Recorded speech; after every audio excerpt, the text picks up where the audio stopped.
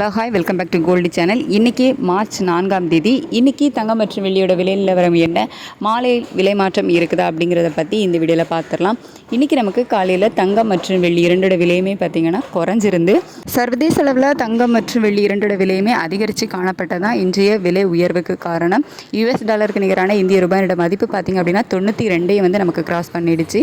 22 carrot ஆபரண தங்கம் ஒரு கிராமுக்கு 265 ரூபாய் குறைந்து 15,200 ரூபாய்க்கு ஒரு கிராம் விற்பனை ஆகிட்டு வருது. ஒரு சவரனுக்கு 2,120 ரூபாய் குறைந்து 1,21,600 ரூபாய்க்கு ஒரு சவரன் ஆபரண தங்கம் விற்பனை ஆகிட்டு வருது. அதுக்கடுத்து 24 கேரட் சொக்கத்தங்கம் ஒரு கிராமுக்கு 289 ரூபாய் குறைந்து 16,582 ரூபாய்க்கு ஒரு கிராம் விற்பனை ஆகிட்டு வருது.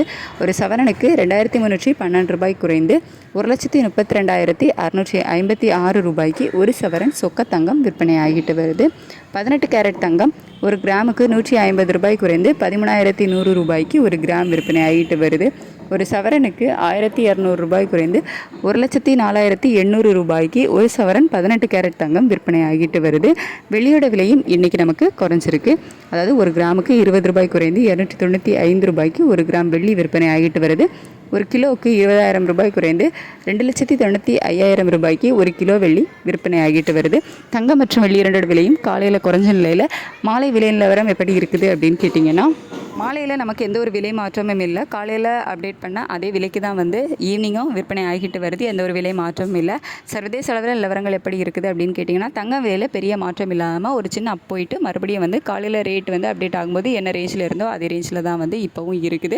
வெள்ளியோட விலையில் ஒரு சிறிய ஏற்றம் வந்து போயிருக்கு.